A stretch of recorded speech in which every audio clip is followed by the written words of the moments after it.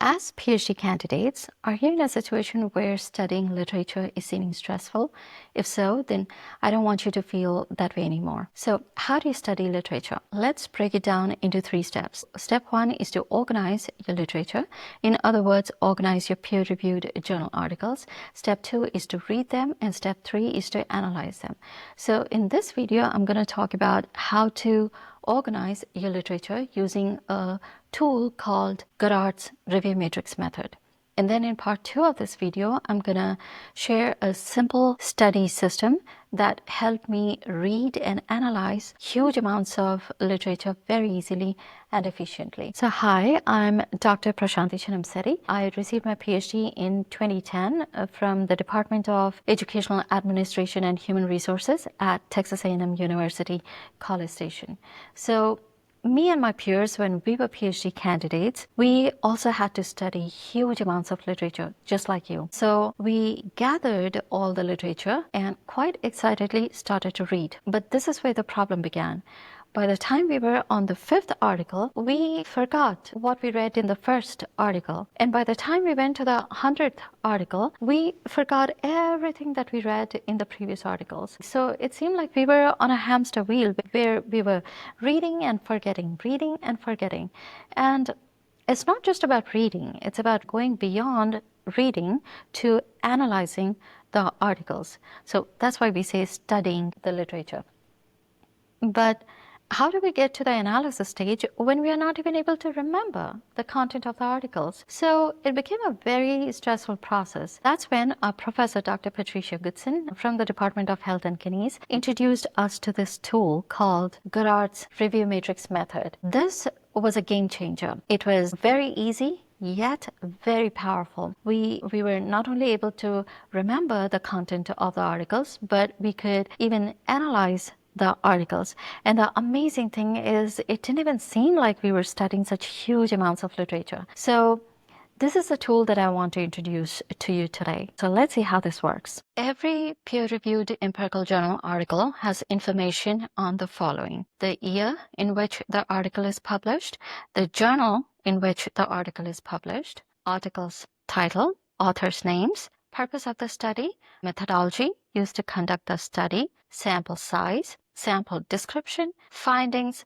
limitations, and future research recommendations. 11 points in total. So now let's go to an Excel spreadsheet and label 11 columns with these headings. So this is how it's going to look. Here I added one more column and labeled it as notes. So this is where we enter our thoughts, observations, and questions that we get when we're reading the articles. So now let's get our literature, meaning peer-reviewed journal articles. And from that stack, let's take one article at a time and look for information related to these 11 headings, so that we can enter this information under each heading in the Excel spreadsheet. Now, let me show you where you can find information related to these 11 headings in peer-reviewed journal articles. This is a peer-reviewed journal article that I published with a colleague, Dr. Kwaza, at Queensland University of Technology, Australia. So let me show you where you can find the information related to those 11 headings. So the first thing we are looking for is the year in which this article was published in. So this was published in 2023. It's right here. The name of the journal in which this was published in is Journal of Comparative and International Higher Education. The title is Coping Strategies Used by Indian International Students to Overcome Transitional Challenges in the United States. Now for the authors' names, we will take just the last names, Chinamsetti and Kwaza.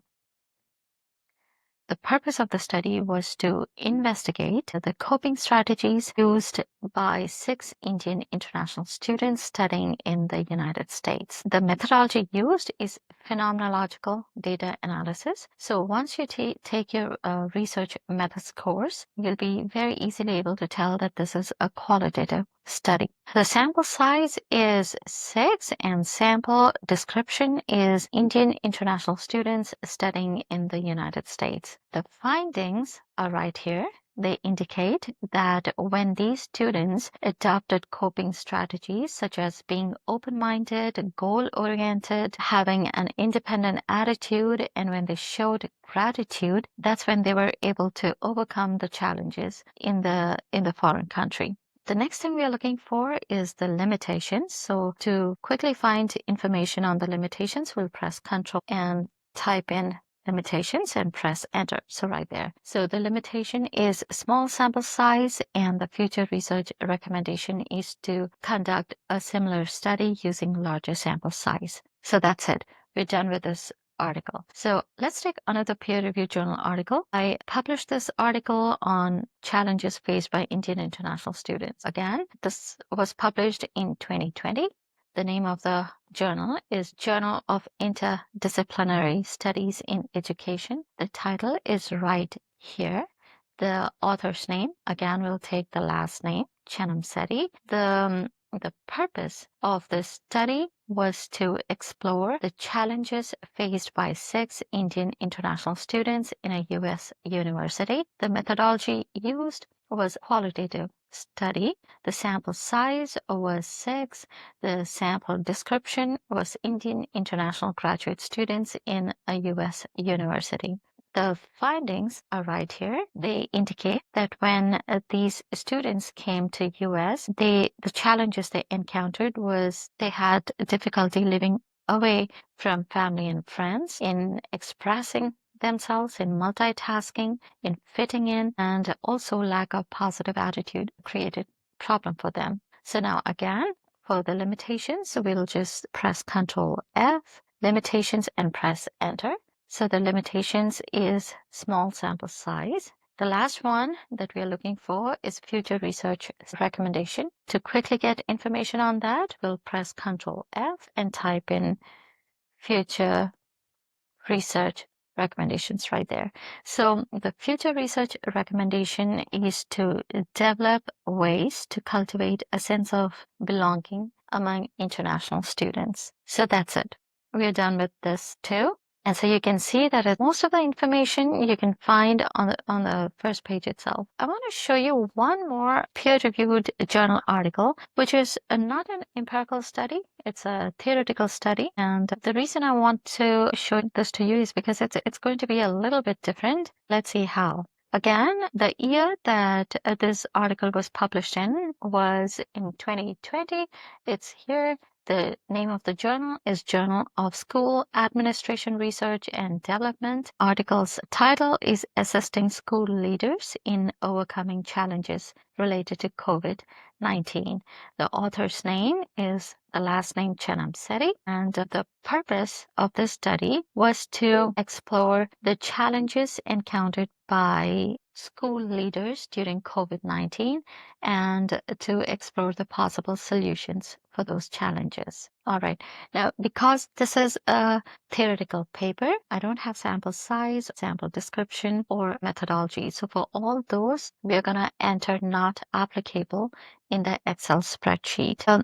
Findings is that I provided a holistic model. So let's quickly look at the model. Now, because this is too lengthy, I'm just gonna type in refer to the article in the Excel spreadsheet. Okay, now the future research recommendation is to build on this model. Okay, so that's it, we're done. Okay, so now let's see how our review matrix looks like once all the information from these journal articles is entered.